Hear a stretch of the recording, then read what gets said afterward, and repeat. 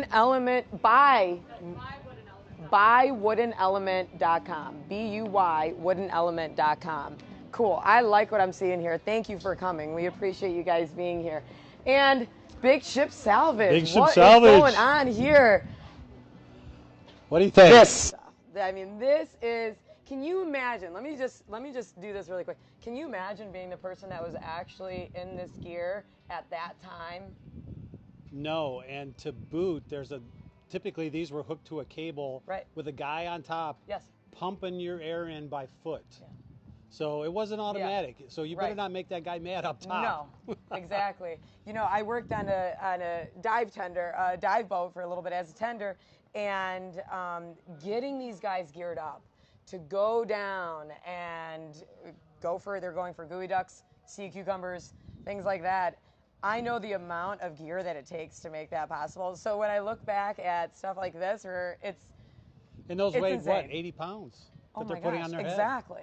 And then going down in the water, it's like an extra added weight. Correct. But you know, a lot of times you put on weights when you're diving. True. So it actually aided in that whole process. So that's cool. What else do you have here? I see a lot of vintage lights too. Well, we salvage ships from around the world. When they reach the end of their useful life and are going to get cut up into scrap, we try to buy up as much as we can and reclaim it, polish it, rewire it, and then we sell it online. Yes, that's so cool. And I love the upcycling component of it all, because, you know, as somebody who's been in maritime, and I like to have nautical things, and all of this stuff always strikes me and kind of is captivating. I look for exactly this type of stuff to outfit my house. So, you know, when you're pulling into your driveway and you have red right return, right? So they can come to you if you're like me and you like nautical stuff and you want to outfit your house with the authentic stuff. Where do we go? BigShipSalvage.com. Okay. We have a 5,000 square foot warehouse in Milan, Ohio, where it's chocked full of this stuff. Are you kidding? No, not kidding.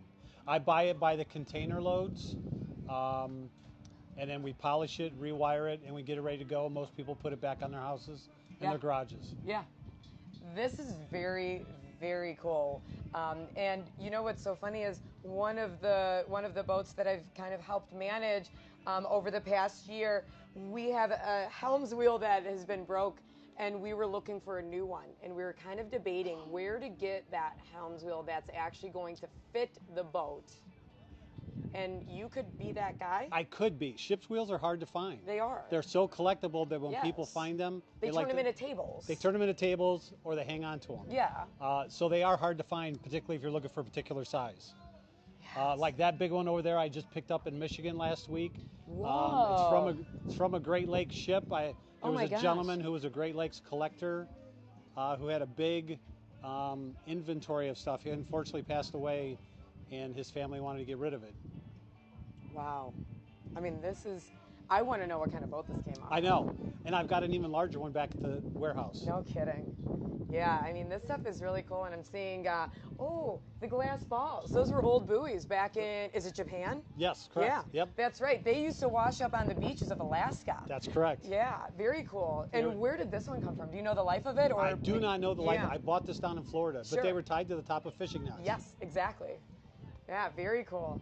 And these, a lot of this stuff, obviously, they're all collectibles, but, you know, when you see it, and then you see kind of like the macrame around it. Right. That's, and this is done after, right? The netting was done after, yeah. Yeah, okay. It was torn up.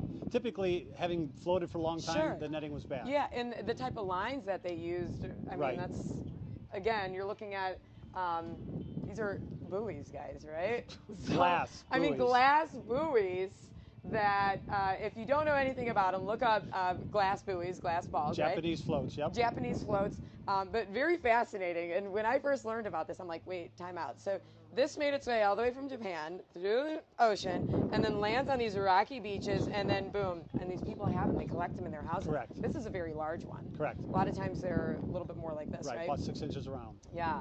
Okay, so tell us your website one more time. BigShipSalvage.com, and we're located in Milan, Ohio. Great. Well, thank you so much. Thank you. A lot of cool stuff. This is, every time I was walking by this booth, I was like kind of breaking my neck. I'm like, wait.